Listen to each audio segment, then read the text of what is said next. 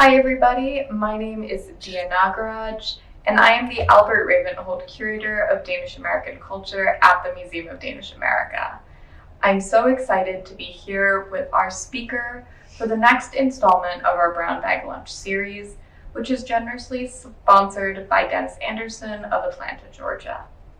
So this month we're going to be talking about somebody who's a little bit underappreciated in the scientific world, and that is the Danish astronomer Tycho Brahe. And with me here to discuss Tycho Brahe's work and his story, as well as the story of scholarly interest in the man, is none other than Dr. John Christianson. Thank you so much for being here with us today. I know this is really exciting for me personally, but before we get started, I have to ask something that's kind of been a burning question for me. When you Google Tycho Brahe, you get the story of the golden nose. Yes, you do. He's the man with the golden nose. And here he is, illustrating the myth of Tycho Brahe. And I've taken his portrait and put a golden nose on it. And now we're going to dispense of that myth immediately and get the real Tycho Brahe. And there he is. He's got a prosthesis on his nose, but it's not gold, it's flesh colored. It fits right in. And maybe his nose looks a little crooked, but at least it's not gold. He was probably Denmark's greatest scientist. Now, Niels Bohr is turning over in his grave. Ole Rimmer, who was the first person to measure the speed of light, is probably also turning over in his grave, as are whole legions of Danish scientists. But this man was big.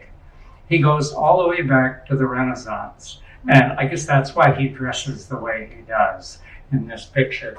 And he was one of the greatest astronomers of the scientific revolution, one of the greatest scientists of the scientific revolution. What can we say about him? Well, I guess that depends on when we ask the question. I've started writing about Tycho Brahe many years ago. This was my first publication. It was in Scientific American magazine. I don't have the whole magazine, but I do have an off-print of it. And there it is. The Celestial Palace of Tycho Brahe, wow. Scientific American, 1961. And there's a back history to this story too.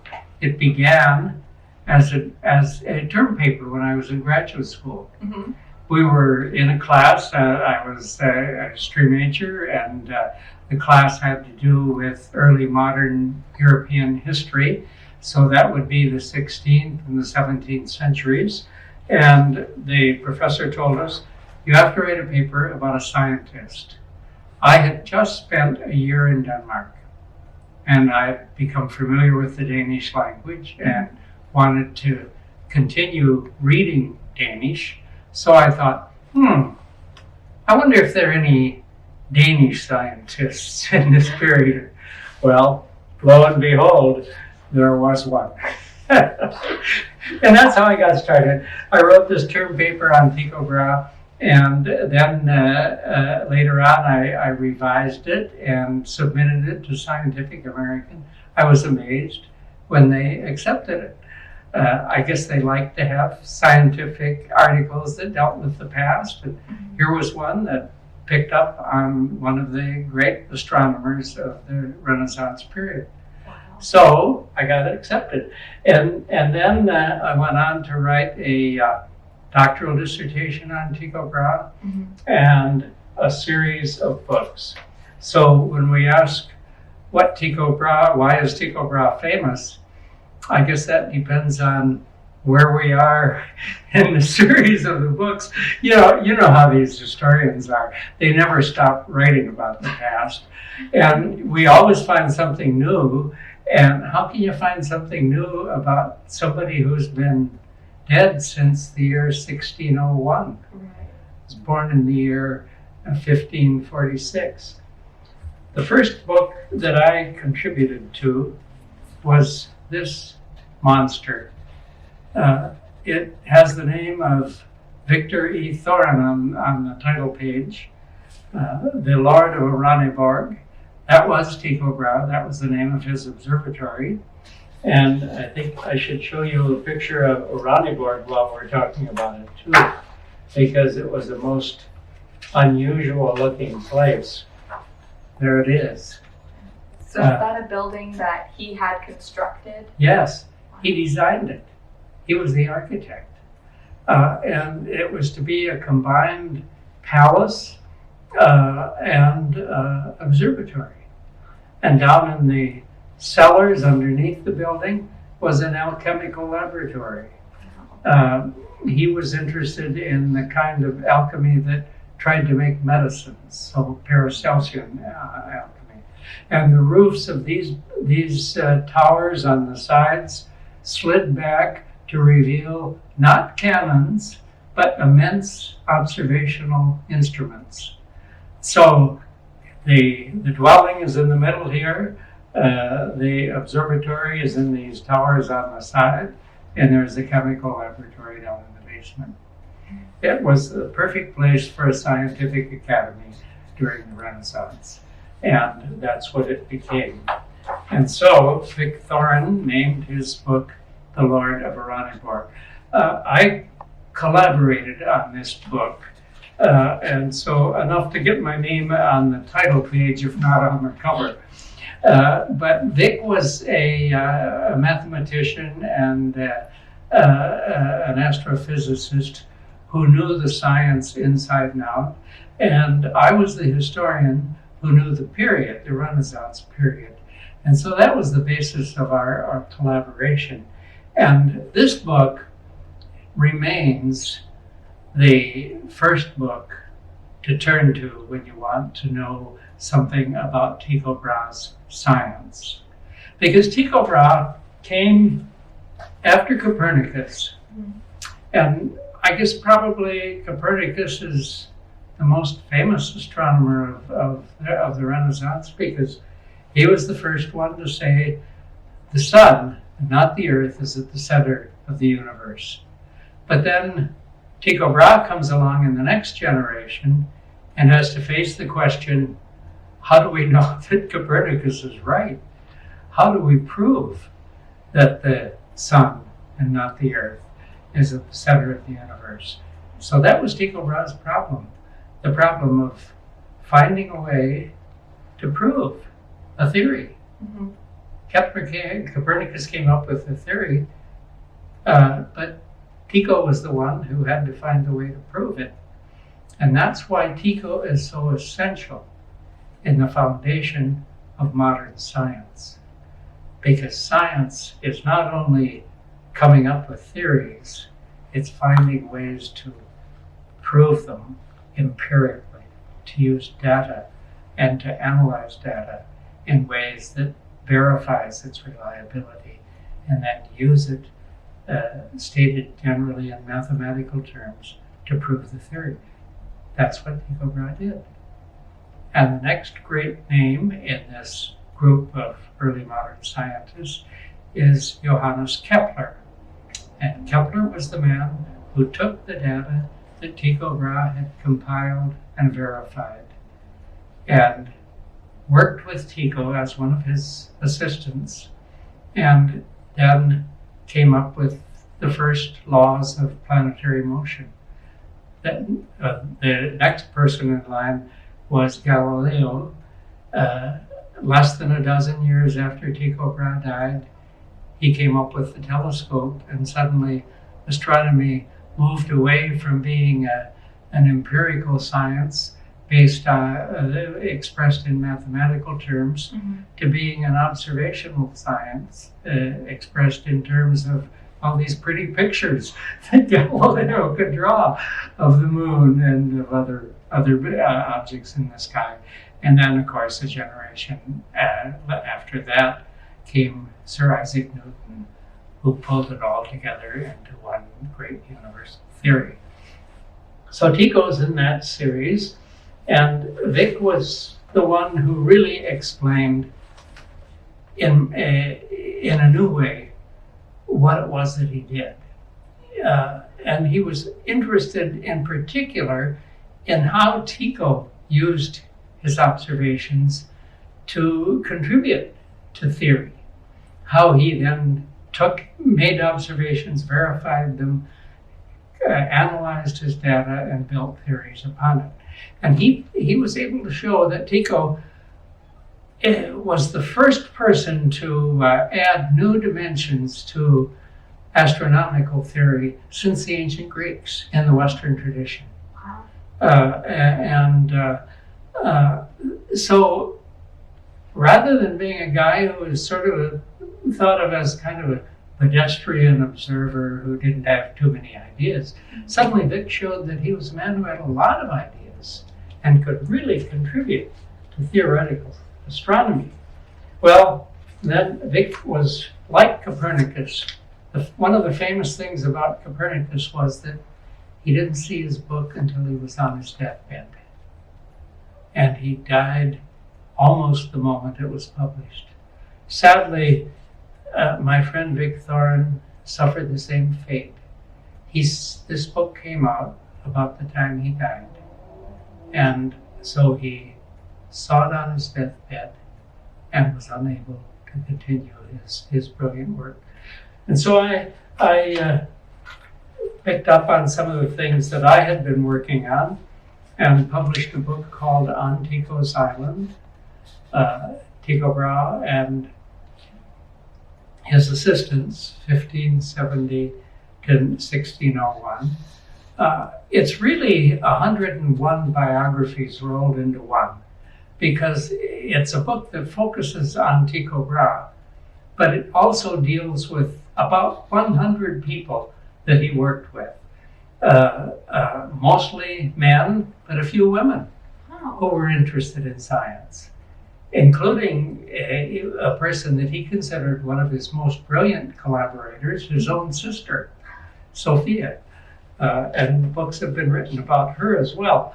And Kepler was another one of those 100 people.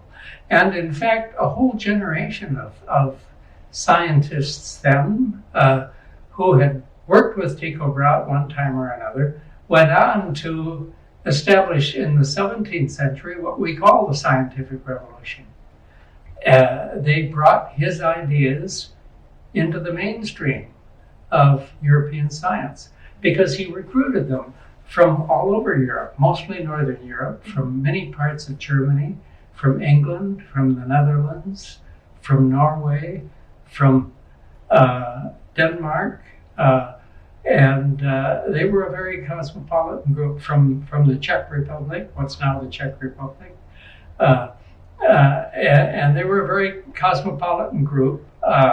There were even a few Frenchmen among them, and they worked as his assistants and carried out collaborative science for the first time.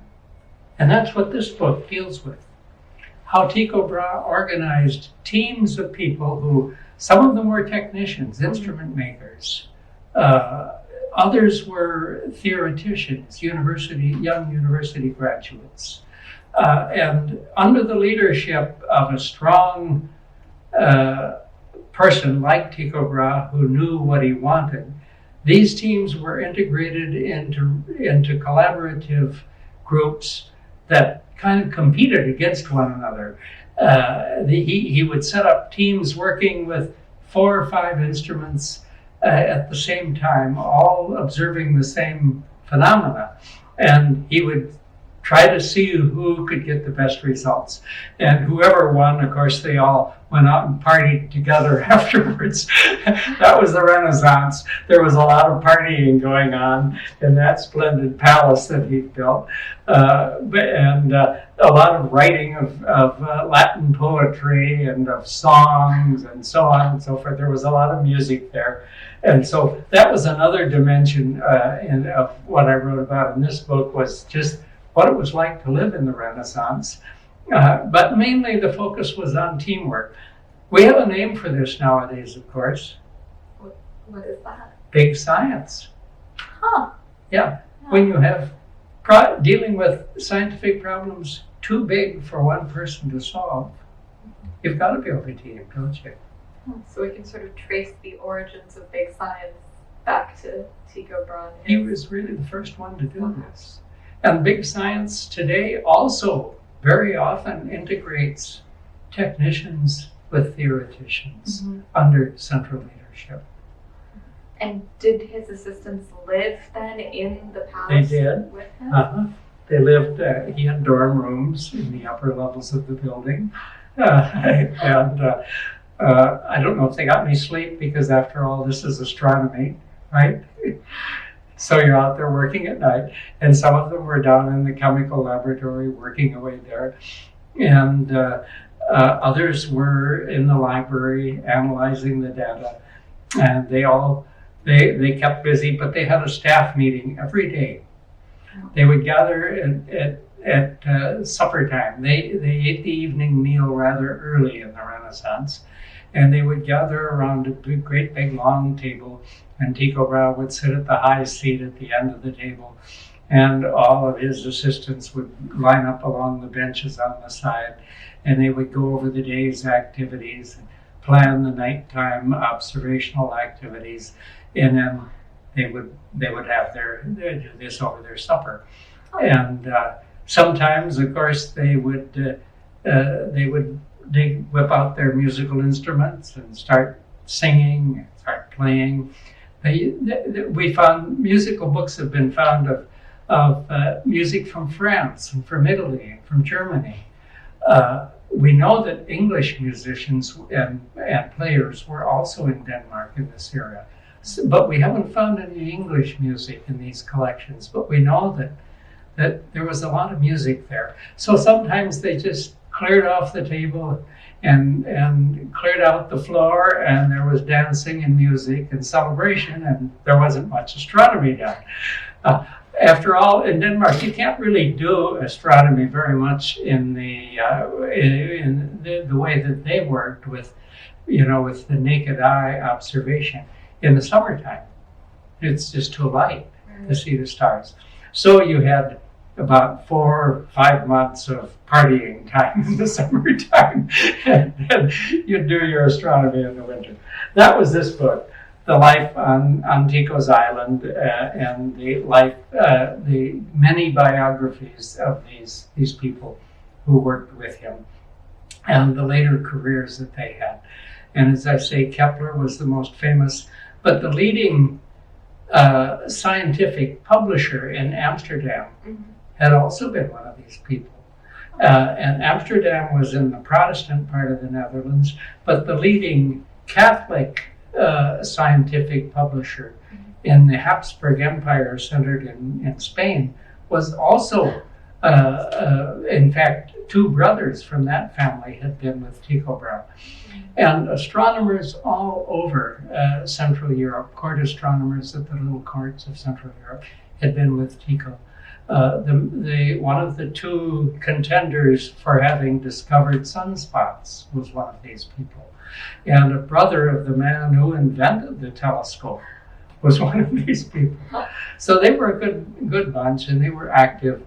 And so I was talking about how Tycho's activities on this little island in Denmark became a European movement. So there's kind of a generation of people trained in his method and who understand the science that he was working on. Yes. Which also raises the question for me, where did he get the money to have this many assistants? Well, it pays to be born into one of the wealthiest families in Denmark, because he was wealthy in his own right and had inherited wealth. But he was also a courtier. And in my most recent book, this little one, Tycho Brahe and the Measure of the Heavens, came out in 2020. In this book, which is, by the way, I must say, is the most lavishly illustrated book I've ever written. Things keep falling out of it, but it has all these colored illustrations in there of any number of places that were associated with Tycho Brahe. And in that book, let me see, I got carried away here and I forgot your question. I'm curious about his funding. Yeah, right, his funding. And in this book, we talk about his contacts as a courtier. He had close ties, his family had close ties with the Danish Court. And the court was where everything came together in the Renaissance. Mm-hmm. This was the king, Frederick II, who built Kronborg Castle. And he summoned Tycho Brahe one day to one of his hunting lodges, and he said, I was up at Kronborg Castle inspecting the construction that was going on there. And he said, I looked out one of the windows of my private chambers, and I saw this little island out in the Sound, not very far away. I'd like to give you that island if you will build your observatory there. And so that was how Tycho Brahe came to be on the island of Dane. Now, a castle in the Renaissance had to have what was called a chamber of wonders, a chamber of arts and wonders, Kunst und Wunderkammer, as they said in German. And King Frederick II thought that this little observatory out on the island should be his chamber of wonders. People could sail out there when they visited Kronborg, foreign dignitaries, ambassadors, foreign rulers, and they could see wonders like this. This was one of Tycho Brahe's greatest instruments. It was one he invented. An instrument like this had never been built before. It was like a model of the universe because the axis of the instrument followed the axis of the earth. And so it's like the skeleton of the earth. This part of it rotates around the axis, and this semicircle here reflects the equator, half of the equator.